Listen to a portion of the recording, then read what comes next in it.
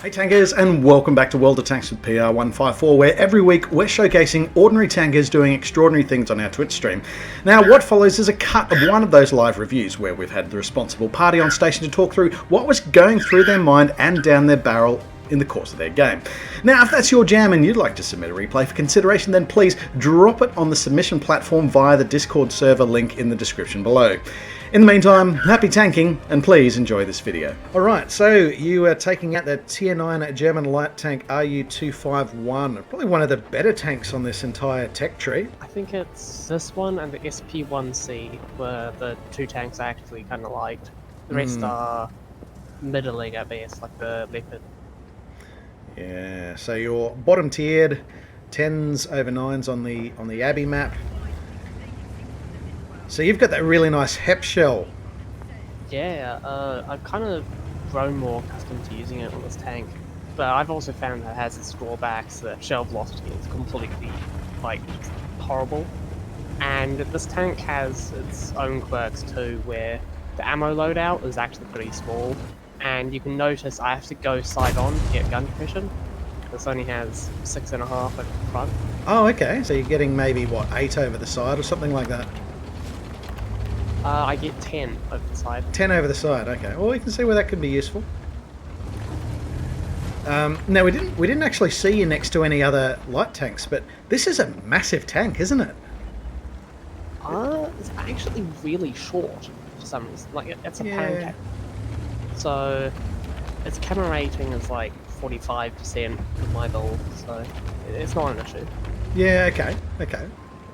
Yeah, so short vertically. I just noticed when it's parked next to other vehicles, it just looks like a big tank. Yeah. Here you're coming past the TAP and the Skoda T50. Like, in terms of vehicle size, you're giving these mediums a run for their money. Yeah, I am much fatter than a Skoda T50, but hey, I am shorter. That's kind of what matters for light tanks. Yeah. Yeah, about that gun position over the front, it's 5.8 degrees. Oh, so, okay. There you go. Yeah, not great.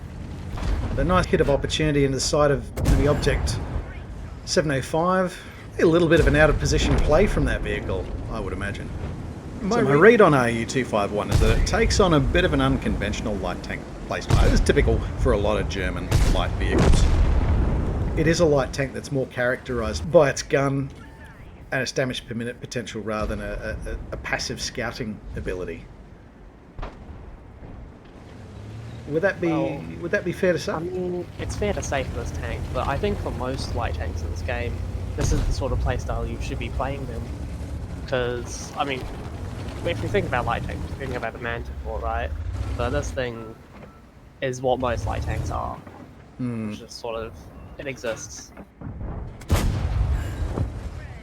292 into the side, switching to the high explosive if it's going to keep showing us that nice juicy side. Oh, that was good. That was quick intuition to APCR, so it could actually hit that. Yeah, I was just thinking, how did that connect like that with a 755 meter per second shell velocity? But I'm tunnel visioning on your aim point, not on your ammo choice. Speaking of shell velocity, this thing has the quirk of having heat faster than APCR. That is unconventional, a little bit counterintuitive, but we're not going to complain. Okay, just missed out on the Skoda T50 there. But your tap ends are cleaning that up.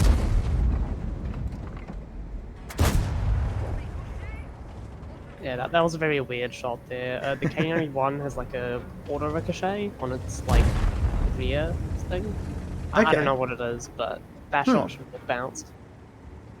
Yeah. Alright, so we've got this Stridswan crawling up in sniper mode. It has a swing and a miss. Great if you can get around it. And there we are. Fortunately, the high explosive not quite working as advertised there.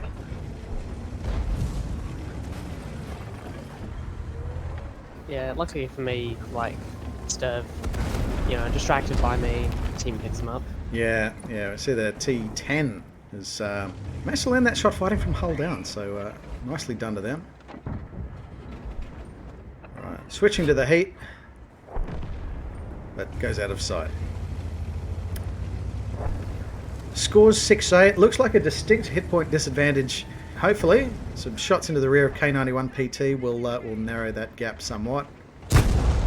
Yeah, it's only 45 millimeters at the rear, so it's quite an easy shot to make, and Yeah. there's a bit of merry-go-round, because the issue with fighting a K91 PT is that it doesn't have a turret, but it traverses very fast.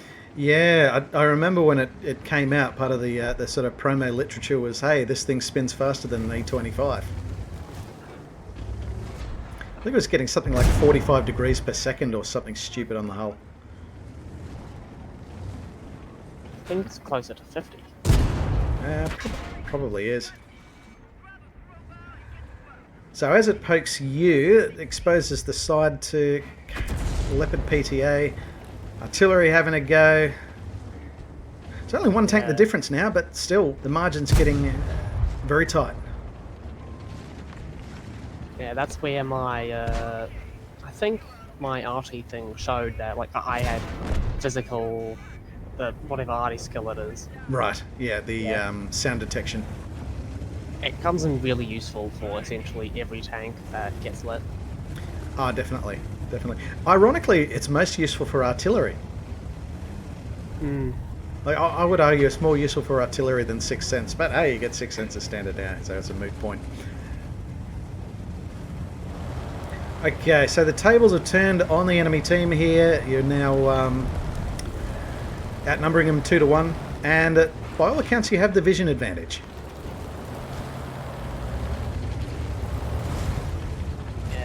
My main issue in this situation is that CC is full health, from what I know. Yes. And also, if he's facing me, what can I do, right? Pretty much, and I think that's kind of how the role for these Italian tank destroyers is emerging. Their armour is situationally forward-facing, but whatever's in front of it, they're just going to deny you access to. Yeah, and as you just saw, Batch 25T just died. So they're not in a good spot. Yeah. Interestingly, that wasn't from enemy fire though. They've looks like they've flipped it. Yeah, but I'm gonna show you why what you just said about Italian PDs and their frontal armor is pretty true. Yeah, excellent. I like being proven right. There you go, right in the bum. 331 hit points. Now you're hitting for 320 with the 90mm high explosive. 320 on this thing.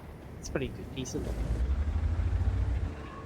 And as soon as you're catching it off anything less than its optimal armor facing, it's that's where they're just not as overpowered as they seem. There we go. 15-12, the final score. Not too many hit points left on the table between the team in general. Yeah, alright, so level 1 mastery. Over 3,400 damage inflicted, 3 kills. Good assist here, 1,500. I suppose it's the sort of map that, unless you take the middle of the Abbey, it's difficult to have a massive spotting game, I'd imagine. Even if you take the Abbey, like, you're not likely to get much spotting because there's a bunch of bushes around. So it sort of becomes more about staying concealed and keeping that gun barking. For your efforts there, place top on experience, and not too far behind you, the T10. I don't know if that's a real name or an anonymised name, but I mean they've had a big game there.